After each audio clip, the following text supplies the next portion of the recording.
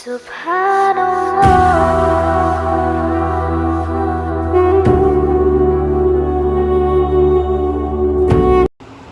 لله رب العالمين والصلاة والسلام على أشرف الأنبياء وسادة الأتقياء وسيد المرسلين خاتم النبيين وعلى آله وأهل بيته وصحبه أجمعين. أما بعد، قال الله تبارك وتعالى: إن تنصروا الله ينصركم ويثبت أقدامكم. اس وقت میں ایک عنوان تجویز ہوا تھا اور جدید قومی تعلیمی پالیسی کی روشنی میں ہماری کیا ذمہ داریاں ہیں، بالخصوص مکاتب اسلامیہ کے قیام، اس کی ترویج اور اس کی اشاعت سے متعلق. اور ایسی بات سامنے آئی تھی کہ اس میں ائمہ مدارس، ائمہ مساجد اور مساجد کمیٹی کے ذمہ دار حضرات اور مدارس کے نظماء یا صدور و متولیان وغیرہ ہوں، اور ان کے سامنے یہ بات طے پائی تھی.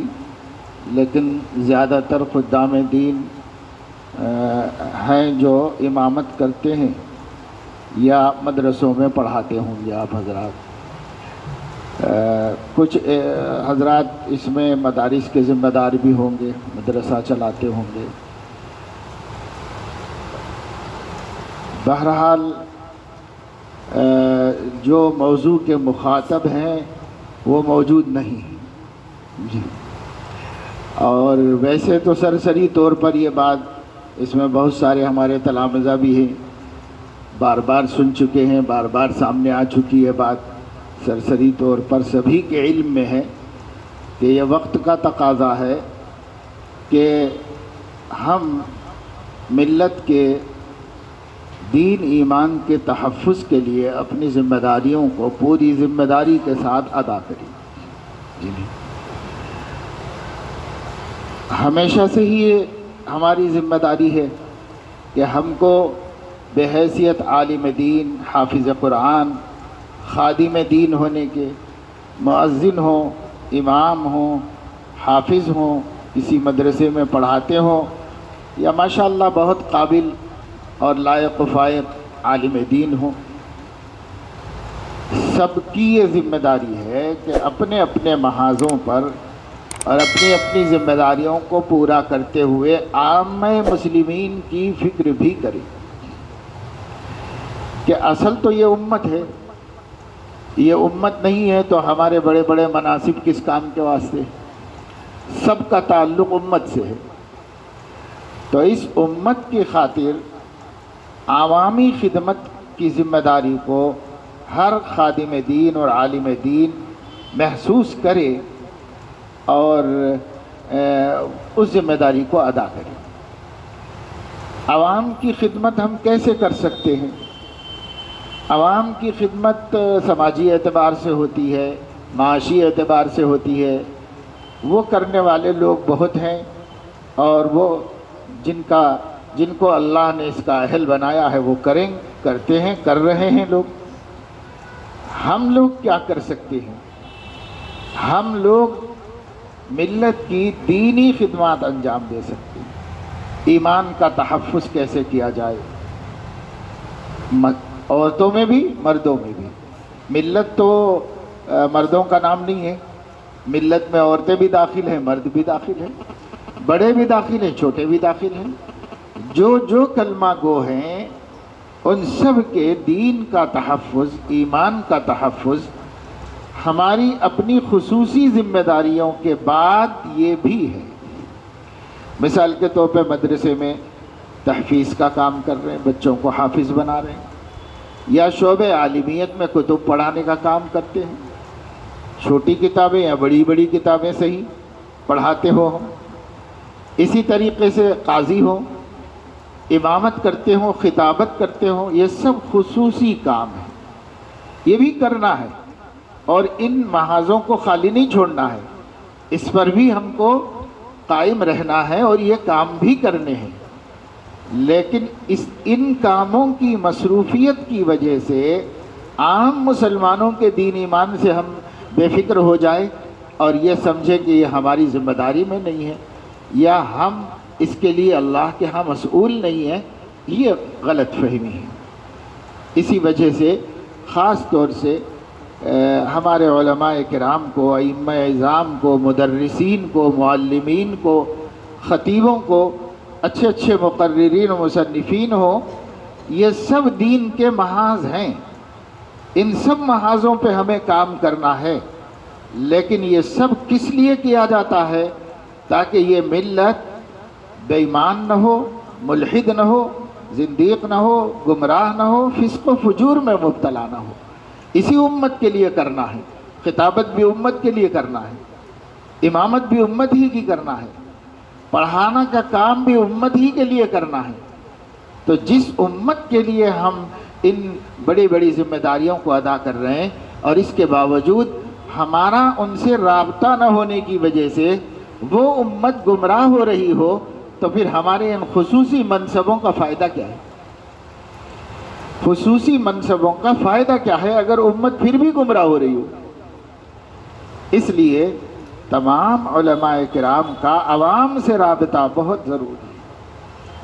عوام سے رابطے کے بغیر ہم اپنی خاص جگہوں پر اپنا کام کر کے مطمئن ہو جائیں اور ہمارے مدرسے کے سامنے، ہماری مسجد کے سامنے، ہمارے گھر کے اڑوس پڑوس میں لوگ ملحد ہو رہے ہوں، گمراہ ہو رہے ہوں، مرتد ہو رہے ہوں، اور ہم سمجھیں کہ وہ ہماری ذمہ داری نہیں ہے کہ وہ کیا ہو رہے ہیں، تو یہ بہت ہی نامعقول بات ہوگی اور یہ سوچ بالکل صحیح نہیں۔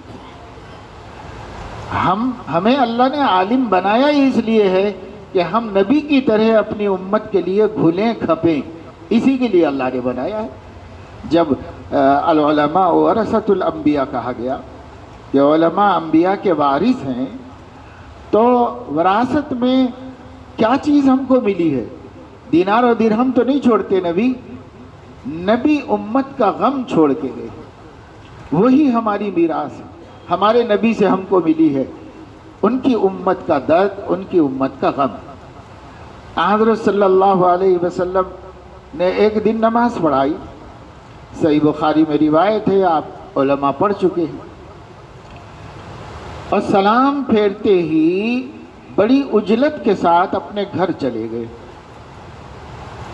تو ایسا معمول نہیں تھا، اس لیے جو مصلی تھے ان مصلیوں کو بہت فکر ہوئی کہ کیا بات پیش آ گئی، کوئی خاص معاملہ ہوگا یا کوئی حادثہ ہوگا یا کوئی خاص حکم نازل ہوا ہوگا، کیا ہے کچھ نہیں معلوم۔ ایسا نبی اچانک اٹھ کے تو نہیں جاتے تھے، اچانک چلے گئے، سلام پھیرتے ہی سلام پھیرا اور فوراً گھر میں چلے گئے۔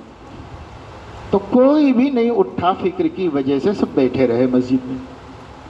پھر حضور علیہ السلام تھوڑی دیر میں واپس مسجد میں آئے، دیکھا سب بیٹھے ہوئے، تو آپ نے فرمایا غالباً آپ لوگ کسی تشویش کی وجہ سے یہاں پر بیٹھ گئے۔ انہوں نے کہا یا رسول اللہ، خلاف معمول اس جلدی سے آپ کے جانے میں تشویش ہوئی اور ہم اسی کے منتظر ہیں کہ کیا بات ہے معلوم ہو جائے۔ تو آپ صلی اللہ علیہ وسلم نے فرمایا کوئی تشویش کی بات نہیں، کوئی خاص بات نہیں، مجھے نماز کے دوران یہ یاد آیا کہ میرے گھر میں چاندی کا ایک ڈلا پڑا ہوا ہے جو میں خیرات نہیں کر سکا تھا، تو نماز میں یاد آیا تو میں سلام پھیرتے ہی گیا اور وہ خیرات کر دیا۔ موت کا تو کوئی بھروسہ نہیں، اگر مرنے سے پہلے، مرنے کے بعد بھی وہ باقی رہ جائے اور اللہ اس سے مواخذہ کرے تو میں کیا جواب دوں گا، اس لیے فوری جا کے خیرات کر کے آ گیا۔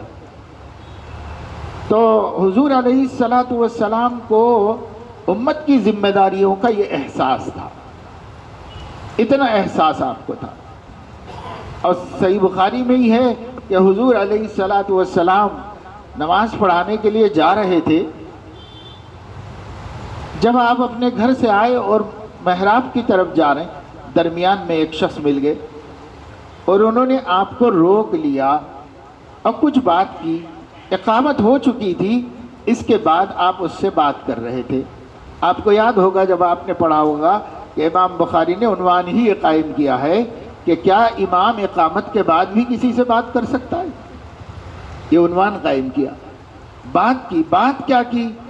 وہ بیچارے نے اپنی حاجت، اپنی پریشانی، اپنی تنگ دستی کا آپ کے سامنے اظہار کیا۔ آپ نے اس کی پوری وفتا سنی اور اس کو اطمینان دلایا کہ فکر کریں گے، آپ کی مشکل مصیبت کے لیے کوئی فکر کریں گے، اطمینان دلا کر نماز پڑھائی۔ حالانکہ اقامت ہو چکی تھی، پھر بھی اللہ کے بندوں کی ضرورت کے لیے حضور علیہ السلام رکے اور رک کر، اور یہ بھی آپ نے پڑھا ہوگا کہ حضور علیہ السلام نے جو سب سے پہلے عصر کے بعد 2 نفلیں پڑھی تھیں گھر میں جا کر کے، وہ کیوں پڑھی تھی؟ عصر کے بعد تو آپ نے خود منع کیا ہے نفل پڑھنے سے، لیکن آپ پڑھتے تھے، آپ کی خصوصیت تھی، آپ پڑھتے تھے، گھر میں پڑھتے تھے۔ لیکن پہلی دفعہ جو آپ نے پڑھی تھی اپنے ہی حکم کے خلاف، اپنے معمول کے خلاف، وہ کس بنیاد پہ پڑھی تھی؟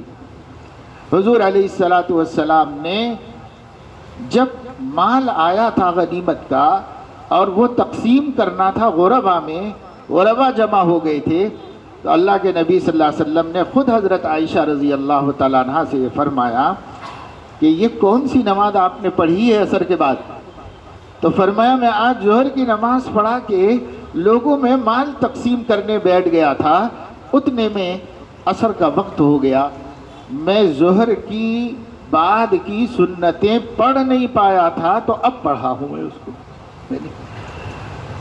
تو حضور علیہ السلام کی 2 سنتیں ظہر کے بعد کی اس مہم میں اور اس فکر میں چھوٹ گئی کہ حضور علیہ السلام غربا کو مال تقسیم کر رہے تھے، ان کو دے رہے تھے۔ اب اللہ کو یہ پسند آ گئی، شارحین حدیث کہتے ہیں محبوب نے ایک عمل کیا، اللہ کو اچھا لگا، اللہ نے ان کے لیے اس کو مشروع کر دیا، تو وہ عصر کے بعد 2 رکعت پڑھا کرتے تھے گھر میں حضور علیہ السلام۔ لیکن امت کے لیے مسئلہ وہی ہے کہ عصر کے بعد نفل نماز نہیں پڑھ سکتے۔ لیکن پہلی دفعہ حضور علیہ السلام نے کس مصروفیت میں نماز حضور کی چھوٹ گئی، سنتیں، تو اس سے ہم اندازہ کر سکتے ہیں کہ امت کے لیے سب کچھ ہے، اور حضور علیہ السلام کو عوام امت کی فکر تھی، جیسے آپ اپنی ذمہ داریوں کو ادا کر رہے تھے۔ آپ کا اصل منصب کیا تھا؟ یعلمہم الکتاب والحکمت ویزکیہم یتلو علیہم آیاتہ۔ دونوں جگہ قرآن میں یہی 3 مناصب بتائے گئے۔ قرآن جو ان پر نازل ہوا وہ دوسروں تک پہنچا دینا تلاوت کر کے، اور قلوب کا تزکیہ کفر و شرک سے لے کر کے ہر برائی سے کرنا، اور پھر اس کے ساتھ ساتھ کتاب و حکمت کی تعلیم، قرآن حدیث کی تشریح تبیین، یہ کام حضور علیہ السلام کے کام تھے، یہ تو اصل کام تھے حضور علیہ السلام۔ لیکن ان کاموں کے کر کے حضور علیہ السلام نے امت کی فکر شخصی طور پر کی یا نہیں کی؟ تو ساری زندگی یہی کرتے رہے حضور علیہ السلام، یہ 4 کام کر کے خاموش نہیں بیٹھ گئے۔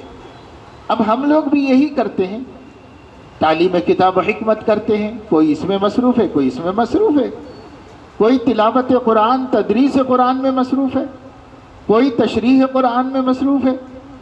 تو یہ تو مناسب نبی کے ہیں، یہ تو ہم کر ہی رہے ہیں، کیا اس کے علاوہ بھی کچھ کرتے تھے نبی؟ ہمیں وہ دیکھنا ہے۔ تو ہاں کرتے تھے، باقی پوری زندگی، اس میں تو بہت تھوڑا ٹائم لگتا تھا، باقی پوری زندگی حضور علیہ السلام اس امت کی صلاح و فلاح اور ان کی دنیاوی اور اخروی بہبود کے لیے اپنا ٹائم صرف کرتے تھے، اپنے آپ کو لگاتے تھے۔ ان کی دنیاوی بہبود بھی حضور علیہ السلام اپنی ذمہ داری سمجھتے تھے، ان کی اخروی بہبود تو بہرحال تھی ہی آپ کے ذمہ۔ دنیاوی فکریں بھی حضور علیہ السلام کو تھی، کسی کا نکاح کروا رہے ہیں، کسی کے مسائل کو حل فرما رہے ہیں، کسی کا قرض ادا کروا رہے ہیں، کسی کا جھگڑا چھکا رہے ہیں، یہ سب تھا نا۔ امام بخاری رحمۃ اللہ علیہ نے عنوان قائم کیا، امام کو چاہیے کہ ساتھیوں کو لے کر جھگڑا چکانے کے لیے جائے، یہ عنوان قائم کیا۔ اور پھر واقعہ اوس و خزرج کی لڑائی کا اور حضور علیہ السلام کا چند ساتھیوں کے ساتھ جا کر ان کو جنگ سے اور لڑائی سے بچانے کی کوشش کرنے کا اس میں ذکر فرمایا۔ ہم لوگوں کے ذمے یہ سب کام ہیں، میں یہ عرض کرنا چاہ رہا ہوں، یہ سب کام ہیں، اور جب جس کام کا تقاضا ہو اس امت کی بہبودی کے اعتبار سے آپ کو کرنا ہے۔ اب یہ نہیں کہ یہ کام میرا تھوڑا ہی ہے بھائی، یہ کام میرا تھوڑا ہی ہے۔ اگر آپ نبی کے وارث ہیں تو سب کام آپ کے ہیں، جو نبی کرتے تھے وہ سب آپ کے کام۔ پھر وراثت کس چیز کے لیے ہے؟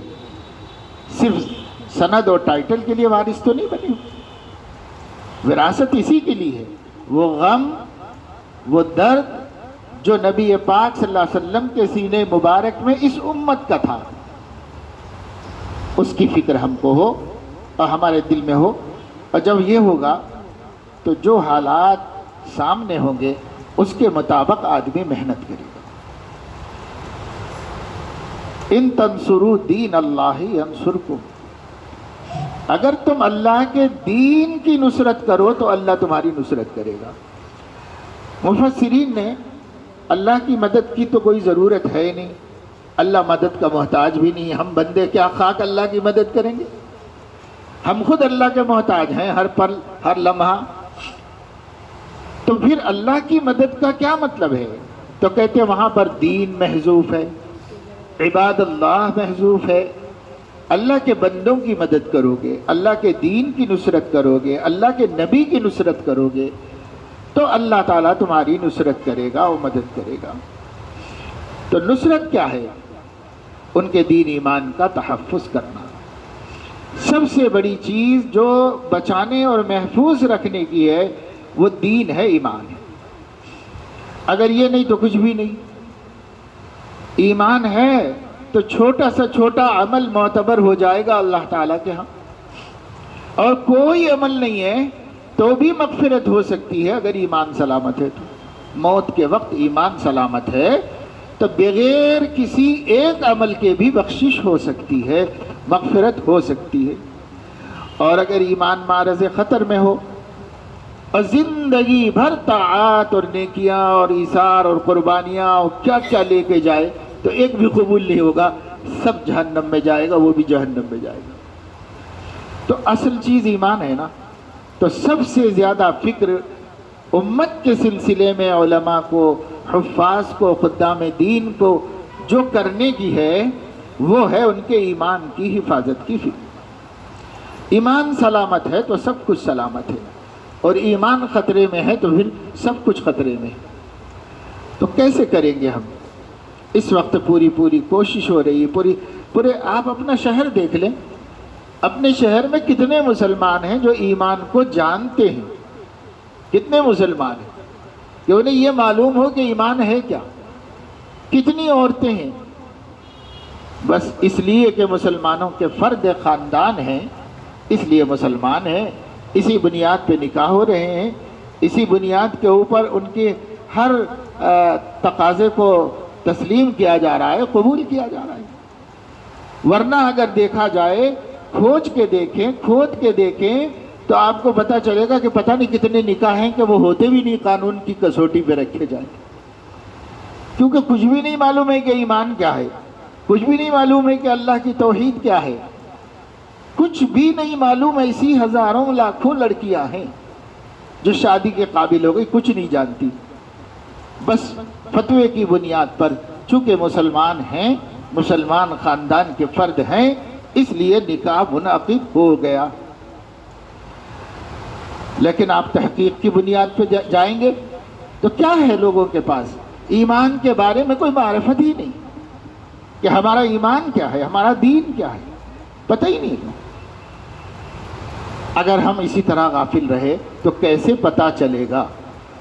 اس کے لیے سب سے آسان صورت، اور میں عام طور سے ہر جگہ عرض کرتا ہوں کہ ہم مولویوں اور خادمان دین کے واسطے ممکن صورت اور بھی ہو سکتی ہیں، چنانچہ نئی قومی تعلیمی پالیسی کو ملحوظ رکھ کر بالکل شروع دنوں میں، یعنی 2 سال پہلے کے رمضان میں جب بالکل سخت لاک ڈاؤن چل رہا تھا، تو بہت سے بابصیرت علماء اکرام نے چونکہ اسی وقت میں یہ پالیسی منظر عام پر آئی تھی، تو اس کے اوپر کلام کیا، اس کی تحقیق کی، ریسرچ کیا، اس کے مضرات و مفادات کے اوپر گفتگو کی، اور اس کے مضرات سے ملت کو بچانے کی 20 تدبیریں لوگوں نے سامنے لائی۔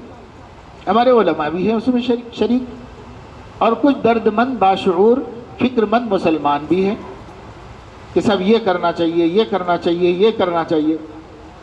تو 10-12 تو میرے علم میں بھی ہیں جو لوگوں نے تجویزیں رکھی تحفظ ایمان کے واسطے کیا کرنا چاہیے۔ تو ان 10-12 میں سے اگر ہمارا طبقہ کوئی کام آسانی سے کر سکتا ہے تو وہ ہے مکاتب کا قیام۔ اب ہم لوگ باقی کے 11 نہیں کر سکتے، ہمارے پاس اس کے لیے پیسہ چاہیے، اس کے لیے عصری صلاحیتیں چاہیے، اس کے لیے دوسری بہت سی چیزوں کی ضرورت ہے، ہمارے پاس ہے نہیں، ہم کر نہیں سکتے۔ ہم ان سب میں جو ایک تجویز ہے وہی سب سے مؤثر ہے، وہی سب سے آسان ہے، وہی پاسبل ہے، ممکن ہے، اور وہی ہم لوگوں کے بس میں ہے، اب وہ ہے مکاتب، دینی مکاتب کا قیام۔ اب اس کے لیے آپ کوئی سی شکل اختیار کرو۔ میں تو کہتا ہوں کہ جب کوئی ہنگامی صورتحال ہوتی ہے تو شکلوں پر گفتگو کرنے میں ٹائم خراب کرنے کا ٹائم بھی نہیں ہوتا ہے کہ کیا مناسب ہوگا، کون سا نصاب مناسب ہوگا، کون سی تحریک و تنظیم سے جڑنا بہتر ہوگا، کیا کرنا اچھا ہوگا، اس میں ٹائم لگانے کا بھی ٹائم نہیں ہے۔ اب صورتحال یہ ہے، اب تو یہ ہے کہ ہر عالم دین کو اللہ کی دی ہوئی صلاحیت و طاقت سے جس قدر ممکن ہے اتنے بچوں کو پڑھانا شروع کر دیں، اور جیسے ممکن ہے ویسے پڑھانا شروع کر دیں۔ کچھ دن پہلے تک ایک عنوان چلا تھا کہ منظم مکاتب، تو میں تو اپنے بڑوں کے سامنے بھی اور چھوٹوں کے سامنے بھی بار بار یہ بتا دیا کہ بھائی اب وہ منظم مکاتب کو بھی سائیڈ میں رکھو، مؤثر مکاتب کا قیام شروع کرو۔ اب منظم میں پیسہ ہے، انتظام ہے، خرچہ ہے، ڈیسک ہے، یہ ہے، وہ ہے، یہاں صاحب آنے والے 2023 سے ہی ممکن ہے کہ آپ کے بچے شرک کے منہ میں ڈال دیے جائیں گے۔ اب آپ کو یہ ساری چیزیں سوچتے بیٹھنے اور انتظامات کرتے بیٹھنے کا موقع نہیں ہے، آپ ہنگامی صورتحال میں اس وقت تو اپنی ہر ترجیح کو علیحدہ کر دیں، اسی کی ترجیح ہو جائے کہ ہم مکاتب کی طرف دھیان دے دیں۔ ہم اس بات کو یقینی بنائیں کہ ہم جس محلے میں رہتے ہیں، جس مسجد میں امامت کرتے ہیں، گھر کا محلہ یا مسجد کا محلہ، کسی کو ٹارگٹ کر لو آپ، اپنے محلے کی کوئی گلی اور کسی گلی کا کوئی گھر اور کسی گھر کا کوئی بچہ ایسا نہ ہو جو مکتب میں آ سکتا ہو اور نہ آ رہا۔ اس کو یقینی بنانے کے لیے آپ کو کیا کرنا پڑتا ہے؟ اگر آپ کو 2 وقت کا کھانا چھوڑنا پڑتا ہے تو بھی چھوڑیے، ایک ہی وقت کھائیے۔ سد رمق کے لیے اپنی فکر کر لیجئے، باقی امت کے ایمان کی فکر کر لیجئے۔ یہ بچے کل ہو سکتا ہے ہر گھر سے وسیم رضوی تیار ہو جائے، ہر گھر سے تیار ہو جائے، یہ ہو سکتا ہے، کیونکہ حکومت نے جو منصوبے بنائے ہیں وہ ایسے ہی بنائے ہیں۔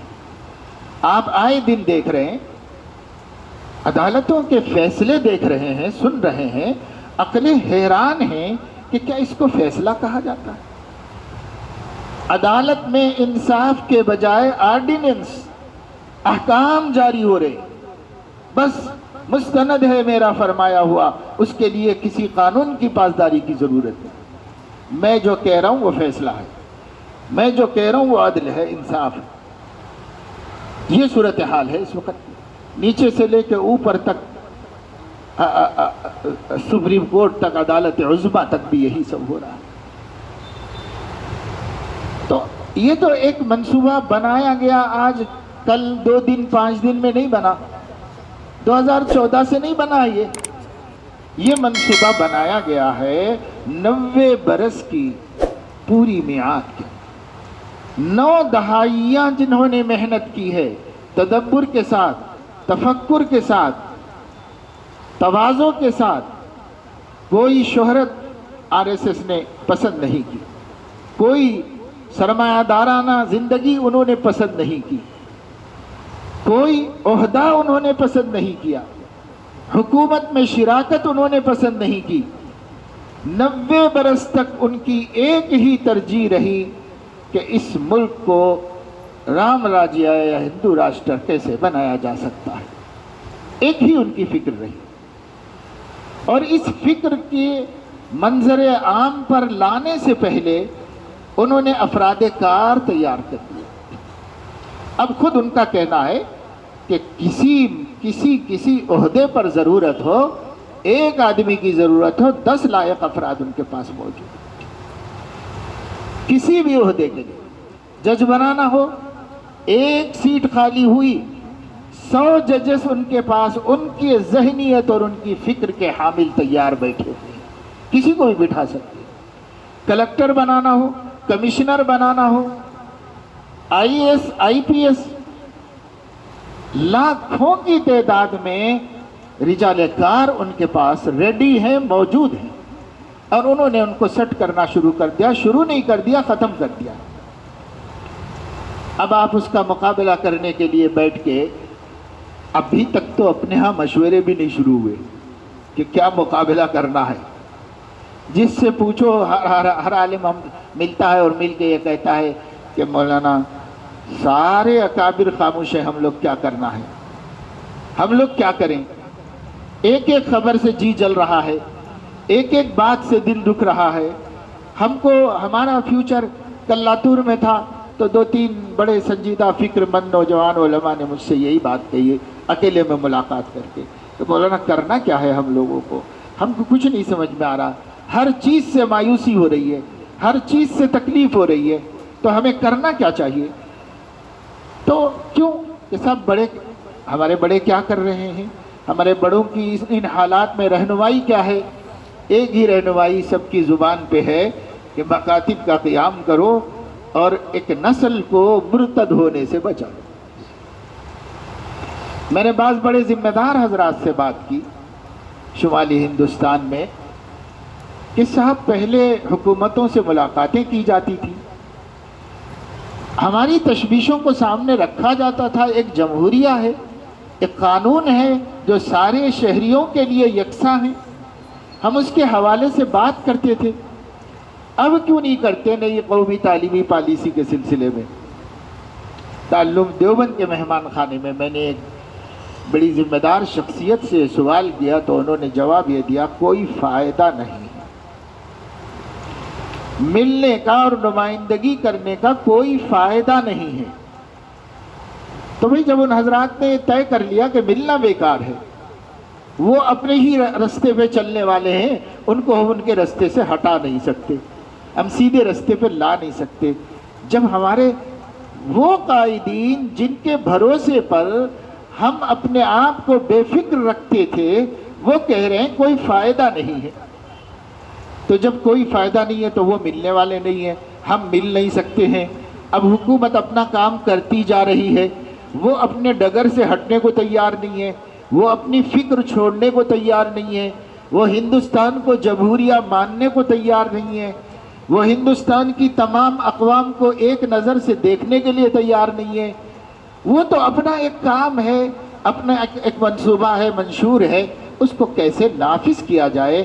ملک کا سرمایہ اسی کام کے لیے لگ رہا ہے، ملک کے افراد اسی کام میں استعمال ہو رہے ہیں، ملک کی صلاحیتیں اسی میں صرف ہو رہی ہیں، حکمراں اسی میں مشغول ہیں، مشنری اسی میں لگی ہوئی ہے، سب ایک ہی مقصد میں کہ وہ ہمارا منشور ہم کیسے نافذ کر سکتے ہیں، اور کچھ بھی نہیں. جدھر دیکھو یہی ہو رہا ہے پورے ملک کے اندر. لیکن کیا ہم 80 لاکھ بچوں کی بربادی کا تماشا دیکھنا چاہتے ہیں؟ ہمارے پاس کتنے 8 کروڑ بچے، کہتے 20 کروڑ ہیں، 20 کروڑ مسلمان تو مانتے ہی ہیں، سب حکومت بھی کہتی ہے. اگر ہم 20 کروڑ بھی ہیں ملک میں تو کہتے ہیں کہ ہر قوم کے 40% افراد بچے ہوتے ہیں. تو 8 کروڑ بچے ہیں مسلم بچے ملک میں. 8 کروڑ مسلم بچوں پر یہ ننگی تلوار لٹکائی گئی ہے کہ جب نئی قومی تعلیمی پالیسی نافذ ہوگی، جب بھی ہوگی، ابھی تک نہیں ہوئی ہے لیکن کرنے کے عزم میں پختہ ہیں وہ لوگ، جب بھی نافذ ہوگی تب یہ ہمارے 8 کروڑ بھی اسکولوں ہی میں ہوں گے. جب اسکولوں میں ہمارے بچے پڑھ رہے ہوں گے اور اسکولوں کا نظام مشرکانہ بنا دیا گیا ہوگا تو اس مشرکانہ ماحول میں، مشرکانہ رنگ میں، مشرکانہ آوازوں میں، مشرکانہ نقشوں میں اور مشرکانہ تعلیم میں پلنے والے بچے کیا توحید پہ قائم رہ سکتے ہیں؟ یہ ہے مسئلہ. اس مسئلے کا یہ حل کہ ہم حکومت سے کہیں کہ مسلم بچوں کو مستثنیٰ کر دیجئے، ممکن نہیں. جیسے میں نے بتایا کہ بڑے کہہ رہے ہیں کہ کوئی فائدہ ہی نہیں ہے بات کرنے کا، تو یہ ممکن نہیں ہے. تو اب کیا کریں؟ چھوڑ دیں مرتد ہونے کے لیے؟ تو بچانا ہے. کس کو بچانا ہے؟ آپ کو، مجھے بچانا ہے. کیسے بچائیں گے؟ ایک ہی صورت ہے، ہمارے مضبوط مکاتب چل رہے ہوں، مؤثر مکاتب چل رہے ہوں، اور ان مکاتب میں ہم جیسا بن پڑے، جس سے جس طرح بن پڑے، ان بچوں کو قرآن مجید صحیح پڑھنا سکھاؤ. نورانی قاعدے سے سکھاؤ، حسن القواعد سے سکھاؤ، بغدادی سے سکھاؤ، کسی سے سکھاؤ، اردو کے قاعدے سے سکھاؤ.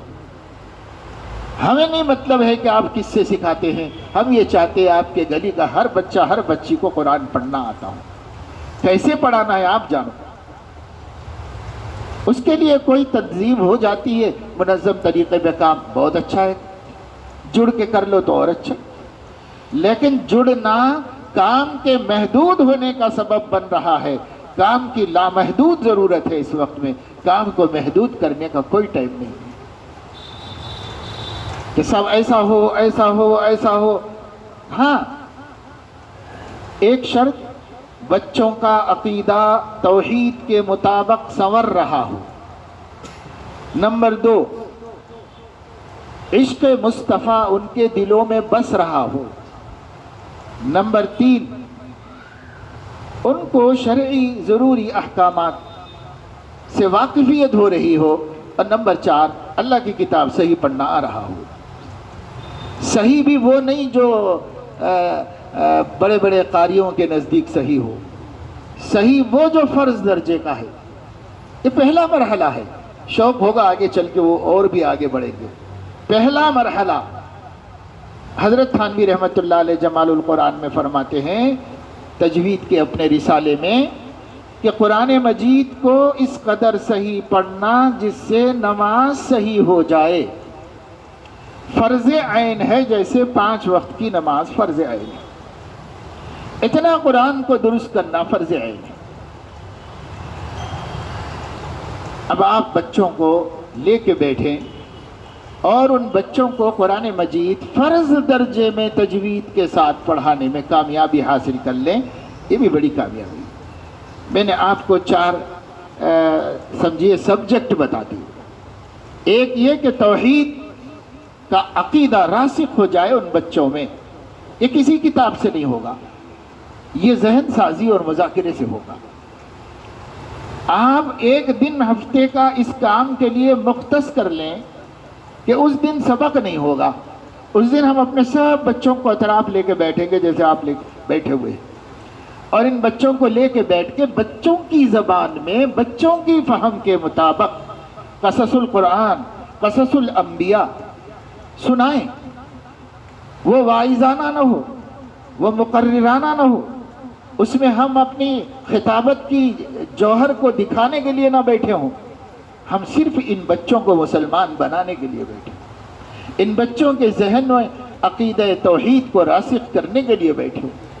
اب کیسے کر سکتے ہیں؟ جیسے بچوں کو عیسائی بناتے ہیں مشنری کے لوگ، اپنے اپنے اسکولوں میں بچوں کا ذہن عیسائی بناتے ہیں. وہ کیسے بناتے؟ ایک کتاب نہیں پڑھائی ان لوگوں نے عیسائی مذہب کی اپنے اسکولوں میں. مسلم بچوں کو، ہندو بچوں کو، کسی کو نہیں پڑھائی، لیکن سب کے ذہن عیسائی بنائے اس طور پر کہ انہوں نے ماحول ایسا دے دیا۔ آپ مکتب میں ایسا ماحول دیجئے کہ ہمارے آنے والے بچے بچیوں کو جدھر دیکھو جو سنو وہ توحید سے متعلق ہو، اور اس میں ہمارے نبی پاک صلی اللہ علیہ وسلم کی محبت کی باتیں ہوں، ان کی شان محبوبیت کے مذاکرے ہوں کہ کیوں وہ محبت کے مقام پر ہیں، اس کی باتیں ہوں، اس کے واقعات ہوں۔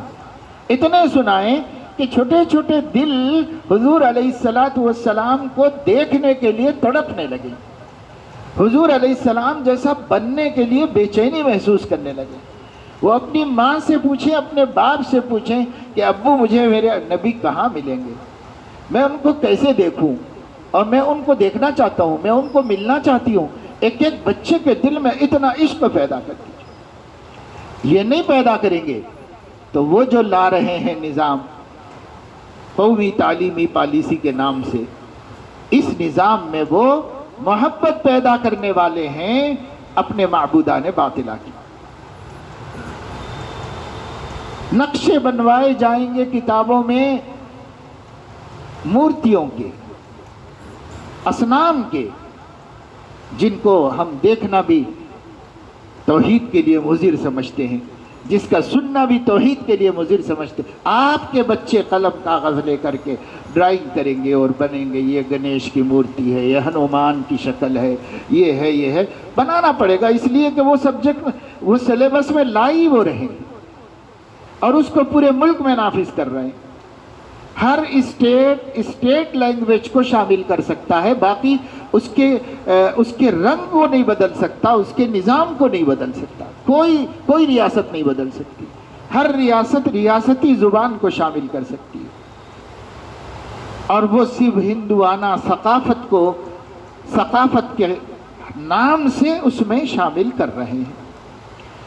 اردو زبان میں بھی قومی تعلیمی پالیسی 2023-2020-21 کے نام سے قومی تعلیمی پالیسی اردو زبان میں بھی ترجمہ ہو چکی ہے۔ کوئی بھی پڑھ لو، آپ علماء سب پڑھ لو۔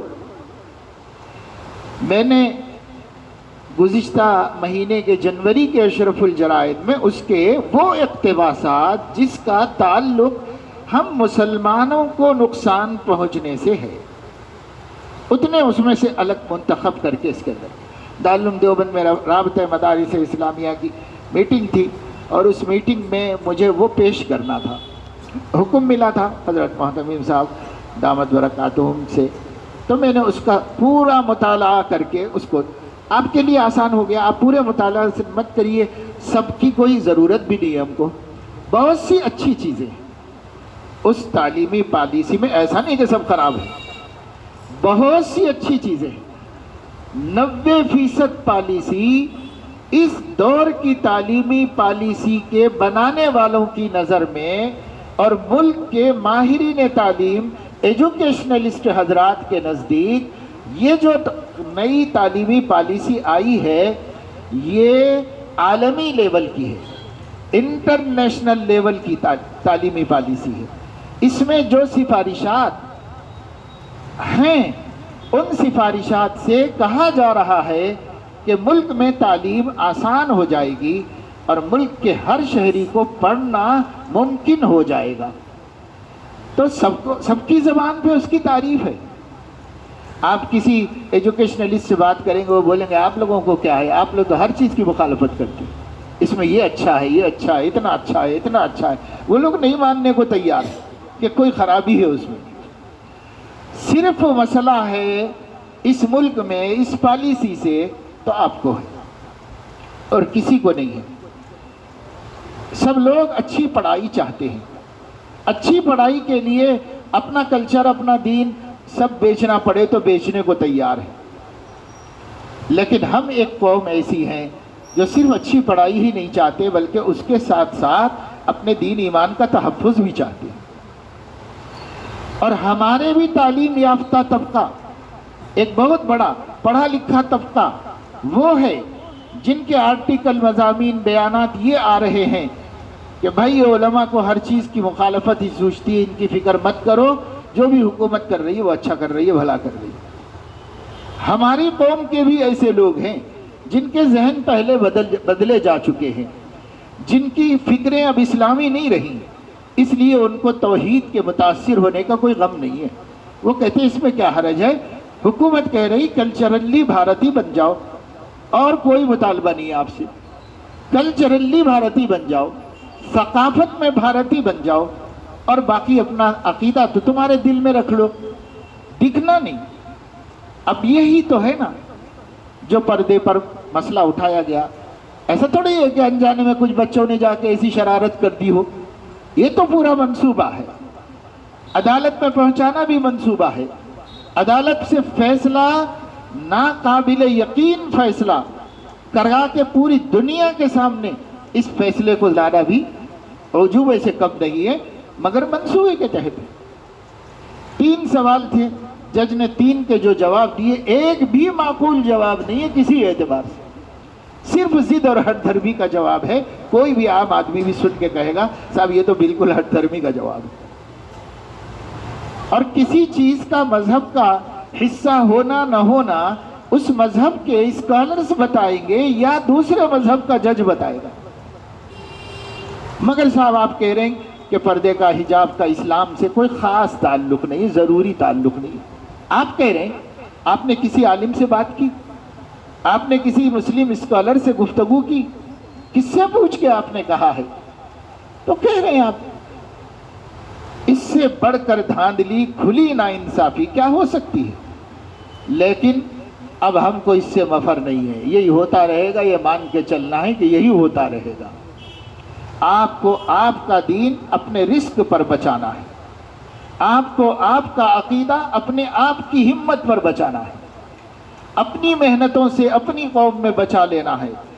کسی کو آپ کے دین سے ہمدردی نہیں ہے، کسی کو آپ کے عقیدے سے ہمدردی نہیں ہے۔ قانون چھپا ہوا ہے، لیکن چھپے ہوئے میں ہماری مذہبی ثقافتی آزادی چھپی ہوئی ہے۔ منظر پہ تو کہیں بھی آنے نہیں دیا جا رہا ہے اس کو، اور کہیں بھی اس استدلال کو قبول نہیں کیا جا رہا۔ جن وکلاء نے آرگومنٹ کیا انہوں نے اسی کے حوالے سے کیا، لیکن جج نے کہہ دیا کہ کوئی ٹکراؤ نہیں ہو رہا ہے، مذہبی آزادی سے کوئی ٹکراؤ نہیں ہو رہا ہے اس مسئلے میں، ختم۔ آپ کہہ دیں مستند ہے میرا فرمایا ہوا، اس پہ چل رہی ہے عدالت۔ بس بھائی آپ کہہ رہے ہیں کہ کوئی ٹکراؤ نہیں ہو رہا، ہر قانون داں، ہر لائر کہہ رہا ہے کہ ہو رہا ہے، لیکن آپ کہہ رہے ہیں نہیں ہو رہا ہے، ماننا پڑے گا، نہیں تو آپ عدالت کی توہین کے ملزم قرار پائیں، توہین عدالت کا مقدمہ ہو جائے گا آپ کے اوپر اگر آپ نہیں مانیں گے۔ مانیں تو آپ کے دین کے خلاف، آپ کے ایمان کے خلاف، آپ کی توحید کے خلاف۔ کیا کریں؟ گویم مشکل نہ گویم مشکل۔ اب ایک رستہ ہے، اپنا دین اپنے آپ محفوظ کرو، کسی سے توقع مت رکھو، کسی سے امید نہ رکھو۔ نہ حکمراں مدد کریں گے، نہ اپوزیشن مدد کرے گی۔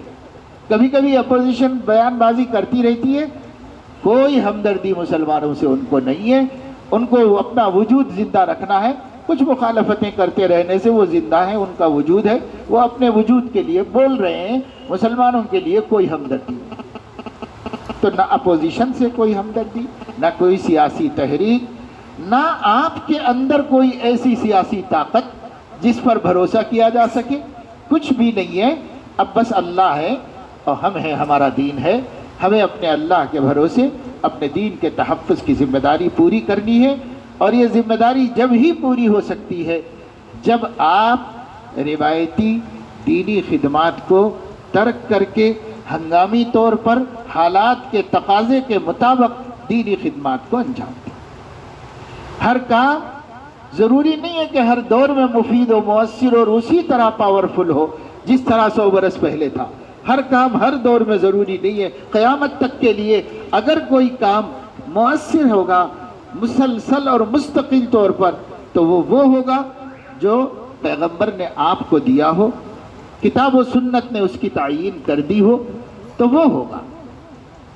لیکن کتاب و سنت نے ہمیں دین دیا ہے، اور دین کے پھیلانے، دین کے عام کرنے، دین کو گھر گھر پہنچانے، دین کو زندگیوں میں داخل کرنے کے لیے کوئی پرٹیکولر اور مستقل متعین طریقہ کار اسلام نے ہم کو نہیں دیا ہے۔ ہاں، ہر طریقہ کار کے آداب اسلامی ہوں گے، وہ آداب اسلامی کے باہر ہم نہیں نکل سکتے، لیکن ایک طریقے کی ضد بھی نہیں کر سکتے کہ اب یہی کرنا ہے ہم کو، اس کی ضد بھی نہیں کر سکتے۔ حکم بدلتا، آپ فقہ میں پڑھ چکے ہیں، حالات بدلتے ہیں، حکم بدلتے ہیں۔ جب حالات بدلیں گے احکام بدلیں گے، حالات بدلیں گے احکام بدلیں گے۔ آج سب سے ضروری کام اگر کوئی ہے تو نسلوں پر محنت کرنا اب سب سے بڑا کام ہے۔ یہ چھوٹے چھوٹے بچے ماشاءاللہ جو بڑی عمر کے ہیں، 25 سال، 30 سال، 40 سال، 50، کم سے کم مسلمان تو ہیں، کتنے ہی بے دین صحیح، مسلمان تو ہیں، یہ تو جانتے ہیں کہ اللہ ایک ہے، یہ تو جانتے ہیں کہ حضرت محمد صلی اللہ علیہ وسلم ہمارے رسول ہیں، رہنما ہیں، آخرت ہے، مرنے کے بعد اٹھائے جائیں گے۔ اتنی موٹی موٹی باتیں تو بڑے عمر کے سب مسلمان جانتے ہیں، لیکن ہمارے بچے کیا ہوں؟ ان بچوں کا مسئلہ ہے مدرسہ، تو مدرسے کے اندر حافظ بننے کے لیے بچہ آتا ہے جس کا حصول فرض کفایہ ہے، عالم بننے کے لیے آتا ہے جس کا حصول فرض کفایہ ہے، لیکن مکتب میں بچہ آتا ہے اللہ کی کتاب صحیح پڑھنا سیکھنے، اپنا ایمان، اپنا عقیدہ جاننے کے لیے، تو وہ فرض عین علم ہے۔ فرض عین کا مرتبہ فرض کفایہ سے یقیناً بلند ہے، کوئی مانے نہ مانے، یقیناً فرض عین کا مرتبہ بلند، فرض کفایہ سے بلند۔ اب فرض ایک آدمی نے ابھی تک ظہر کی نماز نہیں پڑھی ہے اور وقت جا رہا ہے، جنازے کی نماز ہے، تو جنازے کی نماز پڑھے گا کہ فرض ادا کرے گا اپنا؟ فرض عین پہلے ہے، فرض کفایہ کا نمبر اس کے بعد میں، فرض عین مقدم ہے۔ اتنا علم ہر مومن بچے اور بچی کو مل جائے، یہ فرض عین ہے۔ یہ فرض عین کے لیے ہم لوگوں کو توجہ دینی پڑے گی۔ آج ایک ایسی آزمائش کی گھڑی میں ہم ہیں کہ مدرسے کے کام کو مختصر کرنا پڑے، تو مختصر کرنے میں کوئی حرج نہیں ہے، مگر مکتب کے کام کو محدود نہیں کیا جا سکتا۔ مکتب کا کام بڑھاتے جاؤ، بڑھاتے جاؤ، بڑھاتے جاؤ، تا آ کے یقین ہو جائے میرے شہر کا کوئی مسلم بچہ ایسا نہیں ہے، کوئی مسلم بچی ایسی نہیں ہے جس کو عقیدہ توحید، عقیدہ آخرت، عقیدہ رسالت نہ معلوم ہو گیا ہو، اور جس کو قرآن پڑھنا نہ آ گیا ہو، جس کو پاکی ناپاکی کی ضروری باتیں معلوم نہ ہو گئی ہوں۔ 1 سال اس نصاب کے لیے بہت کافی ہے، 1 سال میں اتنا علم ہر بچے کو دیا جا سکتا ہے۔ اب جب ہم مکاتب کی بات کرتے ہیں تو مکاتب کے بھی نصاب 5-5 سال کے بنے ہوئے، یہ سب 5 سال تک آپ یہ بچے کو پڑھائیں اور 5 سال تک وہ بچہ آتا بھی رہے آپ کے مکتب میں، تب جا کے یہ نصاب کمپلیٹ ہوگا۔ ارے بھائی، اتنا وقت بچہ دینے کے لیے تیار نہیں ہے، اتنا وقت آپ کے پاس نہیں ہے۔ آپ اس گلی کے مکتب میں 1 سال میں اس گلی کے بچوں سے فارغ ہو گئے تو دوسری گلی میں جائیے، وہاں 1 سال میں ان لوگوں پر محنت کیجیے۔ آپ کو فرصت نہیں، بچوں کو فرصت نہیں، اس لیے ہم کو ایک مؤثر طریقہ کار اختیار کرنا ہوگا۔ اللہ نے ہمارے علماء کو بڑی اچھی اچھی صلاحیتیں دی ہیں، ماشاءاللہ کوئی کام اپنے ہاتھ میں لیتے ہیں، اپنے دل پہ لیتے ہیں تو اچھا سے اچھا کر کے دکھا دیتے ہیں۔ اس لیے ہم کہہ رہے کہ اللہ کی دی ہوئی صلاحیت سے آپ مؤثر مکاتب کا جال پھیلاؤ جتنا آپ سے ہو سکے۔